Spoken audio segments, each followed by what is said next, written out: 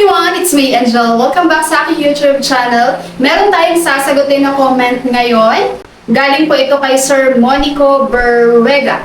Hi, Sir. So sabi niya, gaano po katotoo na pag umuwi ka na sa probinsya, pero natapos mo yung 120 months contributions mo sa SSS? Totoo po ba na provincial rate ang basihan ng pensyon? Halimbawa, kung sa Manila ka pa nakatira, Manila rate din. Pero kung umuwi ka na sa probinsya at doon ka inabot ng retirement age mo, provincial rate din ang computation. Ang sagot ko dito sa iyong katanungan, Sir, no. Hindi po basihan ang location para sa computation ng inyong monthly pension with SSS. Iisa lang po ang formula na ginagamit ni SSS pagdating po sa inyong retirement computation. Hindi po nakabase dito kung saan location ka, hindi nakabase anong position mo, anong status mo. No? Kahit saan lupalop ka pa, sir, ng Pilipinas, iisa lang po ang computation ni SSS sa kanilang retirement. Yung nakikita nyo ngayon sa screen, guys, yan ang formula ni SSS sa kanilang monthly pension.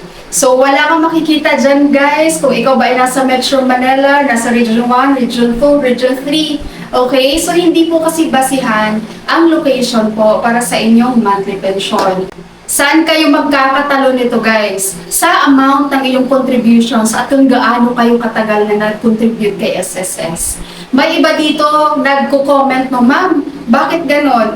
Mas marami akong buwan na contribution sa SSS, tapos yung kasama ko mas maliit, pero mas malaki yung nakuha niya. Dahil po, hindi lang kasi din basihan kung gaano ka katagal nag-contribute with SSS.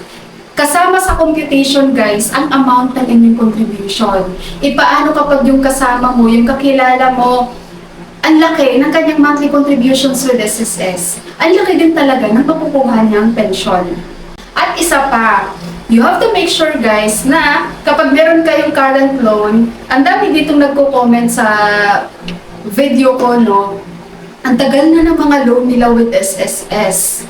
Sayang, guys, kasi ang laki ng penalty niyan. Okay? Kapag meron kayong ganyan, guys, at lalong-lalo na, no, malapit na kayong mag-apply ng inyong monthly pension with SSS, ayusin nyo na yan.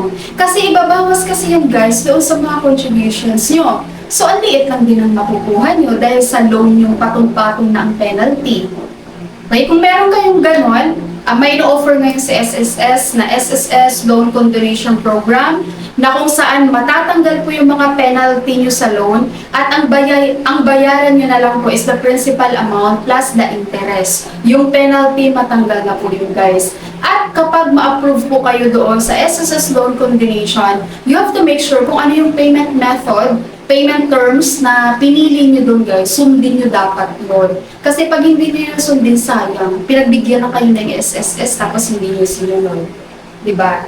Alright, sa mga SSS members, malinaw po ha, hindi po basihan ang location para sa inyong monthly computation sa monthly pension with SSS. Iisa lang ang formula ni SSS na ginagamit sa lahat ng kanilang SSS members saan ka mang sulok ng mundo dito sa Pilipinas. Kahit nga nasa abroad ka, guys, okay? Kahit nasa abroad ka, same computation lang po. Kung may naririnig kayo na nagsasabi ng ganun, guys, na provincial rate, Manila rate, no, hindi po ito monthly salary, pension nyo na po itong pinag-uusapan. Okay, yung provincial rate, Manila rate, kapag employee ka po niyan, nakabase ang inyong minimum salary. No? Pero ito, monthly pension with SSS ang pinag-usapan natin dito, guys. So, it doesn't matter kung saan ka mang sulok ng mundo. Alright, sa ating SSS pensioners at ating SSS members, thank you so much for watching, everyone. God bless you all.